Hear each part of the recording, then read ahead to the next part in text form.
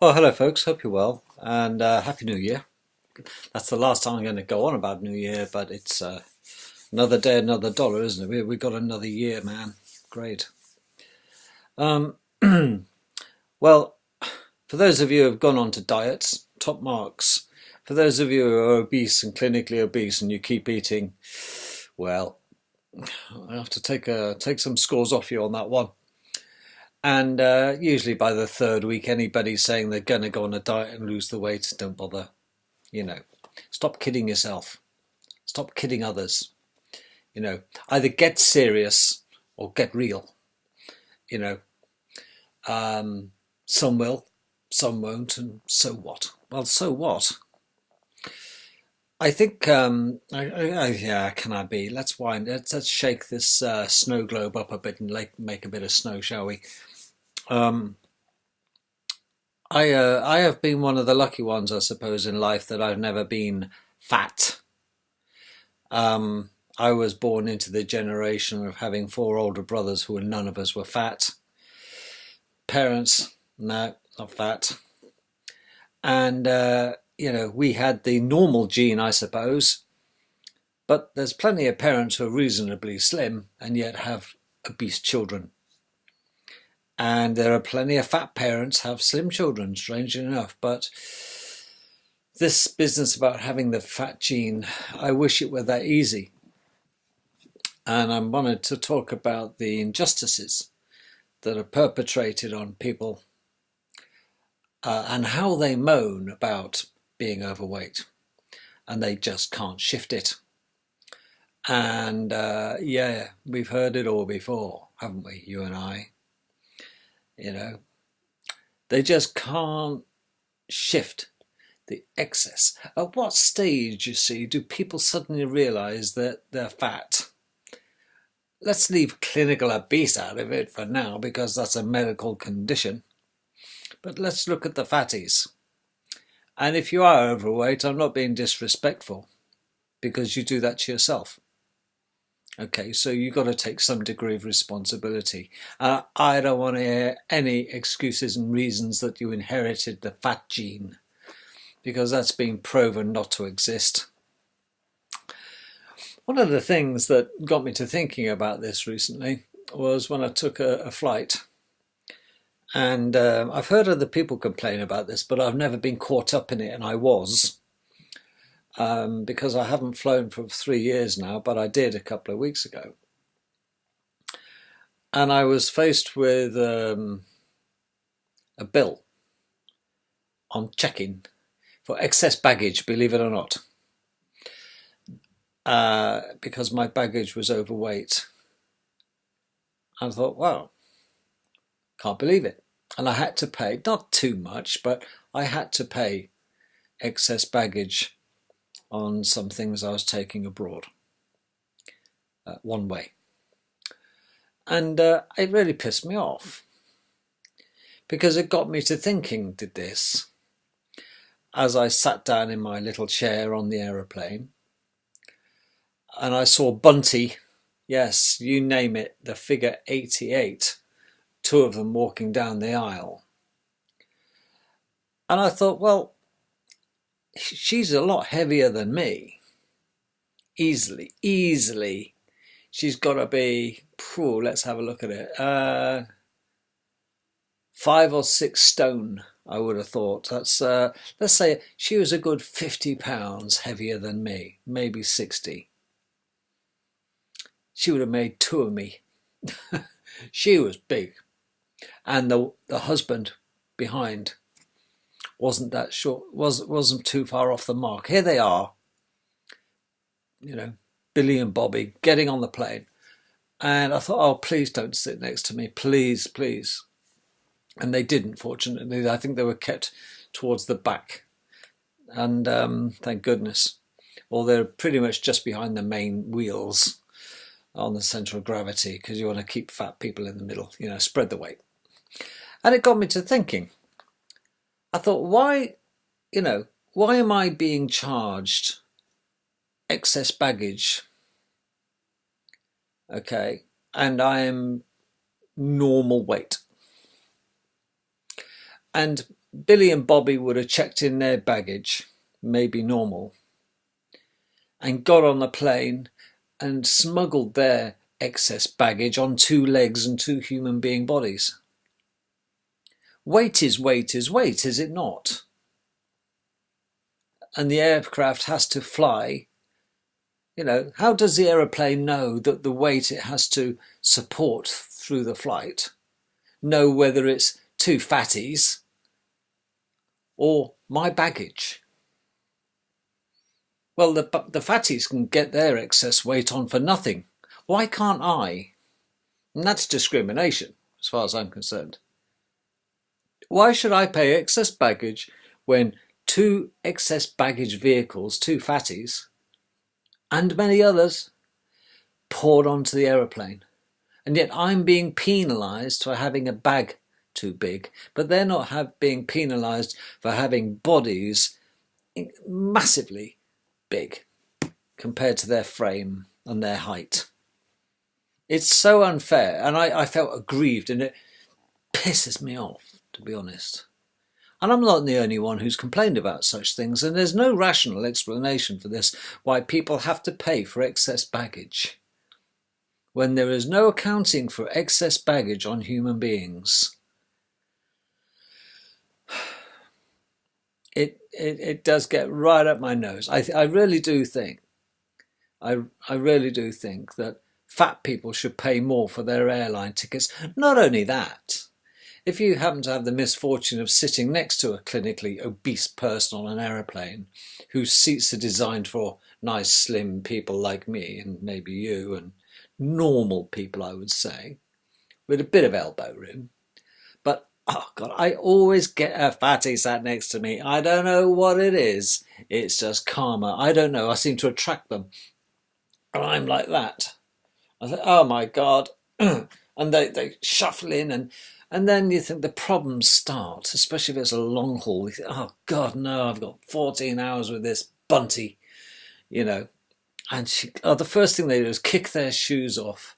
I mean, come on, you know, please put them back on. And they've had to use a bloody lever to get their shoes in. Their feet are buckling on the shoe as they lever them in anyway, and their ankles start to swell, and you know, and you think, oh God, and they're always sweating, and they've always, you know, breathless, and you think, oh, he's going to have a coronary in a minute, you know, we got no chance, and I'm stuck here, and it's such an effort. Excuse me, love, I need to go to the loo. It's such an effort for Bunty to get out of her seat, because basically she has to have 1, 2, 3. You have to warn the captain to alter the centre of gravity on the plane on the trim at the front, because Bunty's going for a wee or moving aside. The plane might tilt to the left or the right, you never know, depending on which side your seat is in. And they always seem to stick a fatty next to a slim one. And I think, oh, it's really not fair. They should have fatties at the front or fatties at the back, but they have to spread the weight, don't they? But there's no accounting for human being weight, because what they do is they overestimate everybody. They make us, on the calculations, all fatties. There, job done. Where they sting you, of course, and compensate for that loss is on the baggage. Well, that's very unfair, isn't it, really? They sting you on the baggage, not the cabin weight. And the majority of excess baggage is right up there on their hefty fat asses. And that's where they should be billing people. You should get up to the airport and stand on a pair of scales, and they should bill you per kilogram per mile. And then you'll see the holiday season be real fun as Billy and Bunty walk up with their 4 or 5 fat kids behind them. And you think, here, well, this will be a laugh. Watch this. Here they come. Bring on the elephants. You know, I'm sorry to be fattest, but I just think it's a disgrace. You know, you can see now in these GP programs, and I do sympathise, my mate's a GP, and he and I laugh a lot about this. And he doesn't know how he keeps a straight face or bites his lip, lest he offends. And they come barging in, morning doctor, and they, oh God, they're either in one of these Zimmer frame things with wheels on, and they're sweating like an opera singer, and you can just see the GP's face. Oh God, what now? Look, Doris, try to be nice to you, but you're a fat slob, aren't you, really? I mean, you do nothing to help yourself. You stuff in the cream cakes. You've got leg ulcers, you're overweight, it's everything about you. In fact, we're still looking for Lord Luke, and he'll be in there somewhere, love. Let's have a look. And, bingo wings, don't do me a favour. She looks like a bat. They're hanging down here, and, bingo wings, we call them. And I tell you, if I was a GP, I'd say things, a compliment to me, from me to a fat person would be something like, you don't sweat very much for a fat bird, do you?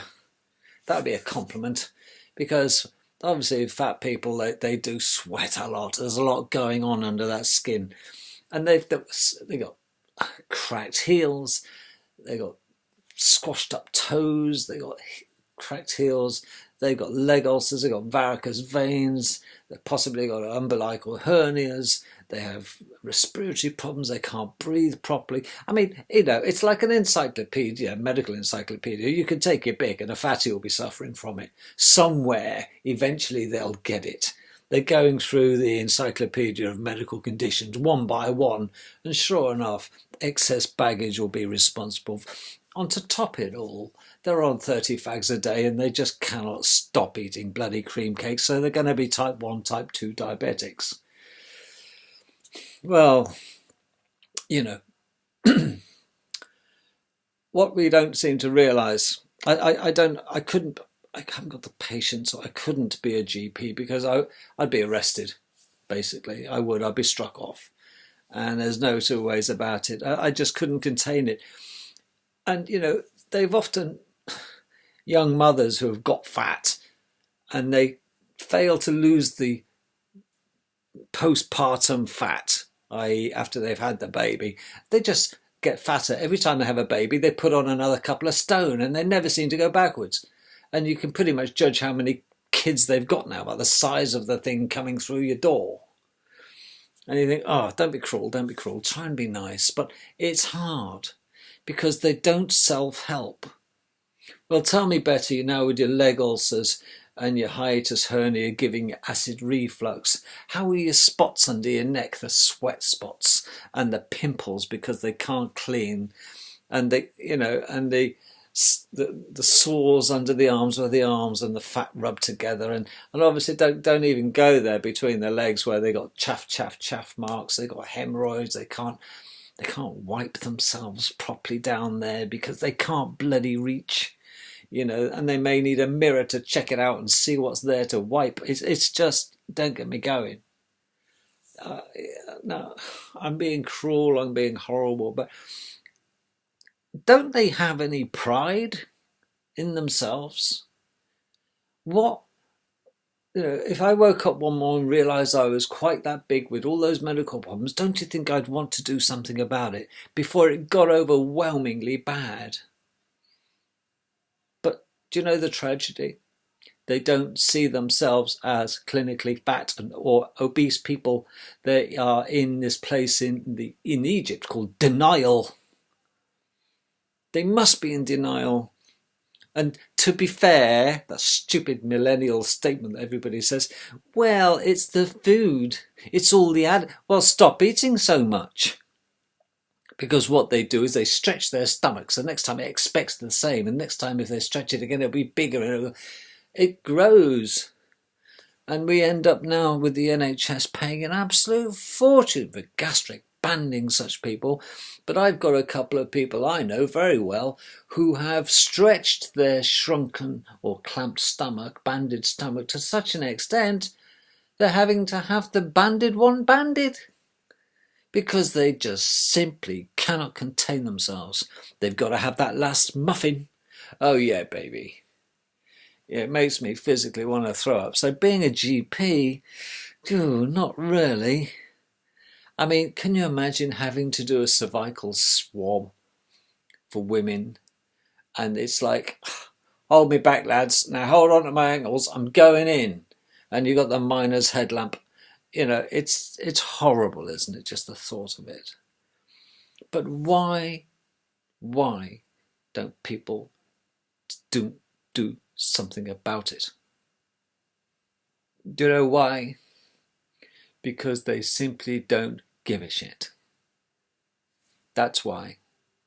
Because there reaches a time when human beings switch off self-care, and it's because they've lost hope. They've lost hope in themselves. They've reached this slippery slope point of no return, and they think, bugger it. And they're very stoic, a lot of clinically obese people. They turn around and say, well, if you're going to go, you're going to go. Well, I don't blame you for feeling like that, George. Look at the state of you when you're whacking down your 20th pint of the night, and you've got leg ulcers, and you're breathless, and you've had several cardiac stents, and you had 2 heart attacks in the past. You're a walking disaster. Oh, well, I've had a good laugh, and you think, why are you even going to the GP then? If you're that stoic about dropping dead and it'll be what it'll be, piss off out and save myself a space on my list, and I can see more people. Because when you don't turn up, I don't have to waste another 20 minutes in your bloody company because you keep self-abusing. And that's what it is. Being clinically obese and continuing to stuff your face is self-abuse. And I am wholly opposed to self-abuse treatment. I'm one of these who believes that A&E departments should have armed guards with tasers at the front door to stop these tossers walking in on drugs, pissed as a fart, being aggressive to the nursing and clinical staff, and creating hell in A&E departments, expecting to be treated. No. And it should be, they do this at nightclubs. You're not coming in. No, you're pissed now. Get lost, you cause trouble. But, license to get in, isn't it? Just to be a pisshead and pretend you're suicidal, get into A&E and then piss off half the medical staff, take up valuable resources, cost the NHS a fortune. But I think that patients should be breathalyzed before they're treated in A&E. I truly do. And if they fail the breath test, they fail the test for clinical treatment. Because you're not going to put the clinical staff and medical staff and nursing staff and domestic staff and cleaners not in danger having to take receipt of these arseholes that are pouring in, abusing and getting violent with staff. It's a no-go. And one strike and you're out. None of this mamby-pamby. This just isn't on. And we've got to get a reality check in our health services now and qualify people to going in A&E, accident and emergency. I've never seen somebody get pissed or get high on drugs by accident.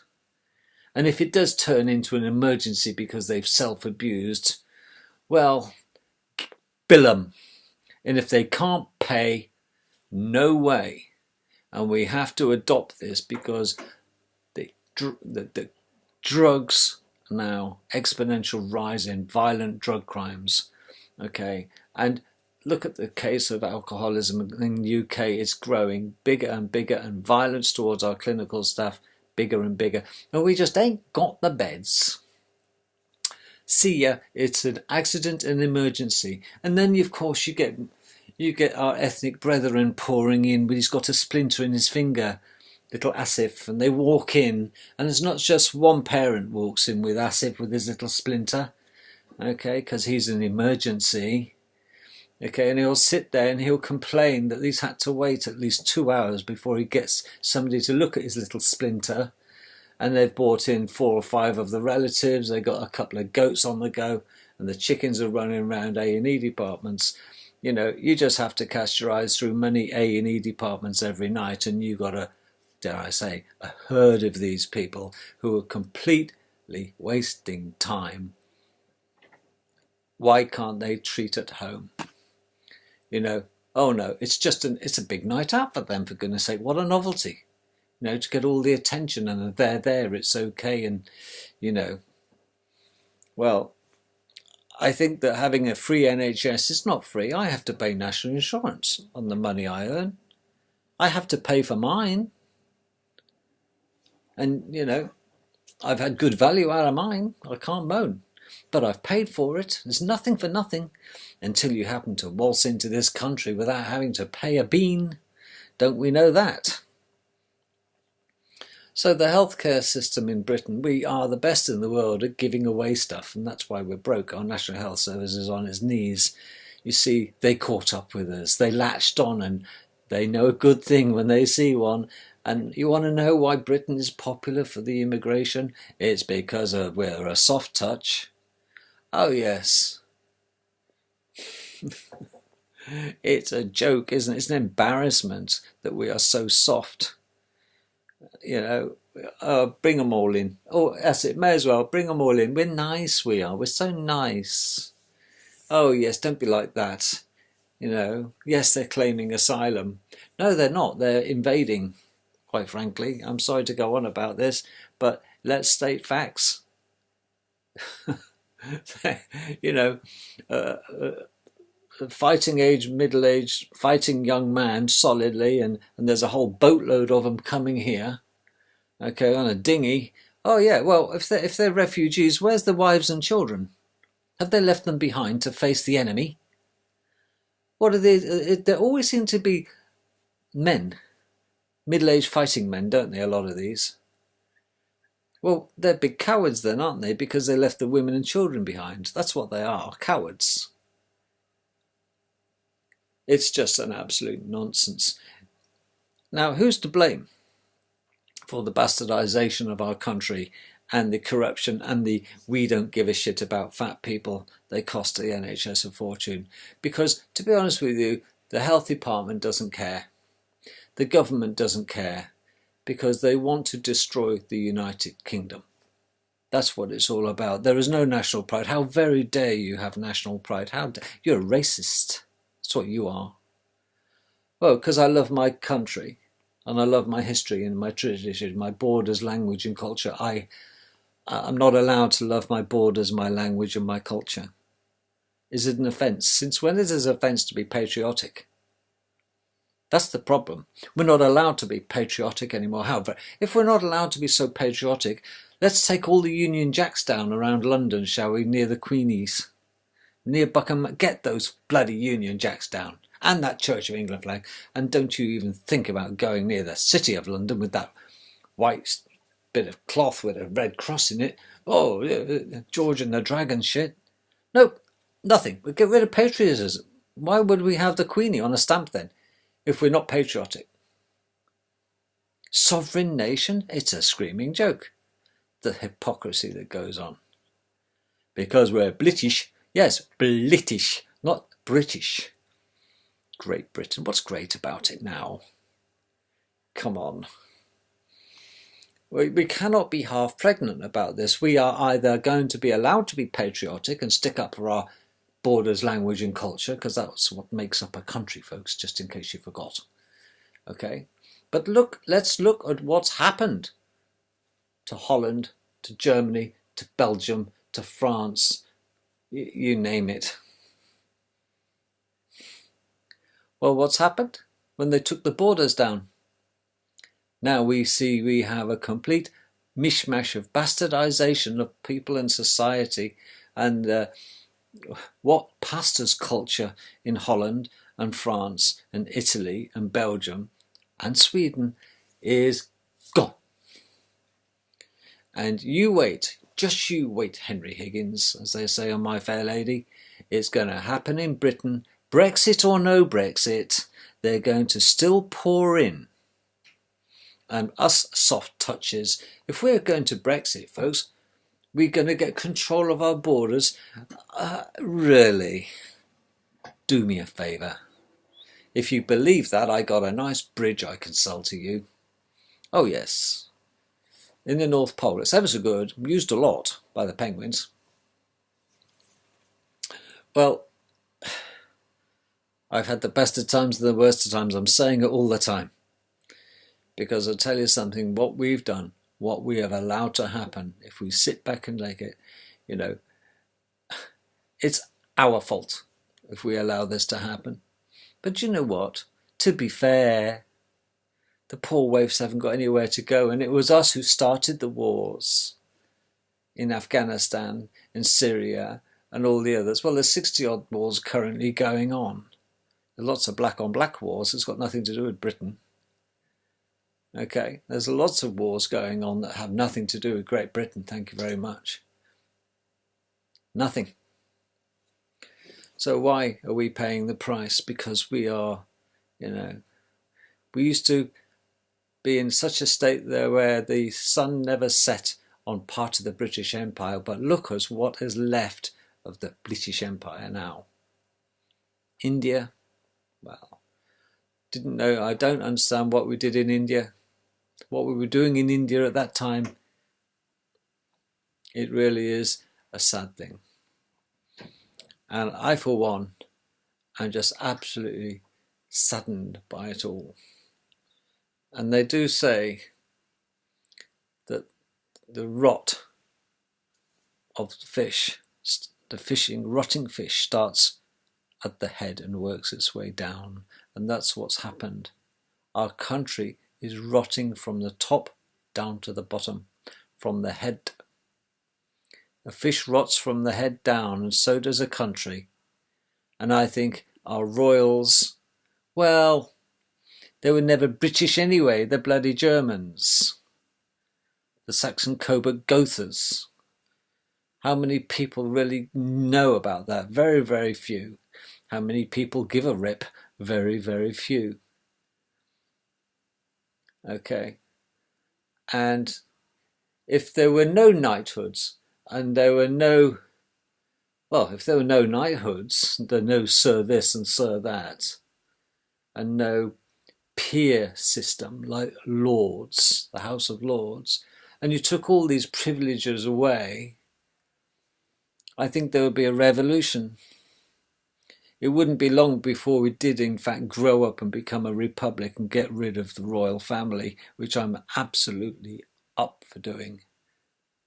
Because we don't need a head of state family costing us all a fortune and contributing very little to the general economy. We don't need a royal family. It is, well, look, Holland can survive with a figurehead called Queen Beatrix and her parasitic son. Well, you might be surprised that our Queen is the outright owner of BP, British Petroleum, and she is the biggest landowner. She owns more seashore of this country of ours, Great Britain, than any other landowner. And another big landowner is Charlie Boy, the one who likes to talk to plants and sniff Camilla's bicycle seat. Yes, this is the mentality of such people who befriend people like Jimmy Savile, the procurer of children for the rich and famous. And that's for another video I shall be doing about that lot. And Cliff Richard is still kicking, and Cliff Richard, as Webb is his surname, by the way. Okay. Very good friends with Cyril Smith, Cliff Richard, who is a known, historically was a known paedophile. But Harry Webb, Cliff Richard, hi fans, yes, he wrote a song called The Young Ones, didn't he? Or somebody wrote it for him. Yes, he likes the young ones, does Cliff Richard. You can tell that because he knocked around with Cyril Smith and signed into children's homes. Yes, orphanages. Yes, because Cliff likes young children very, very, very much.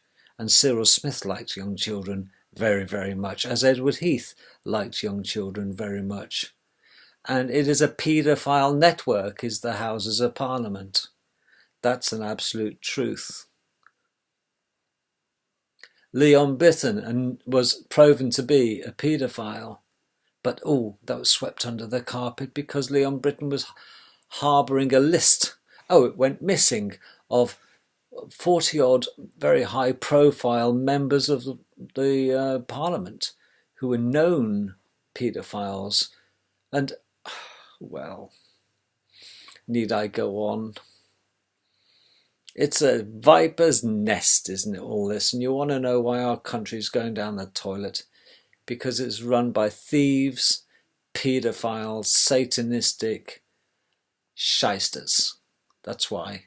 What's great about Great Britain? Because the head of our fish is so rotten, it's ever likely that we're like flounders on the beach, flapping about, trying to survive. Because we have a rotten establishment, and there's nothing great about Great Britain, I assure you. Please, let me out of here, Scotty, and beam me up. Who would really want to come back? Look at the way it's going. Nice to be positive though, isn't it? Tomorrow's another day. And where there's life, there's hope. You never know, the fatties might go on a diet and lose weight and stop being a liability for the healthcare services. And we can sit in comfort on our aeroplanes without being squashed against the window, having to suffer the body odour of such people. Our nation is turning. Britain, by the way, is now officially the fattest nation in Europe. Oh yeah, baby. Well, you can take that to the bank and eat it. The food bank. We are only surpassed by those in America, but we're catching up rather nicely. Yes. Pass the cream cakes. There's a dear.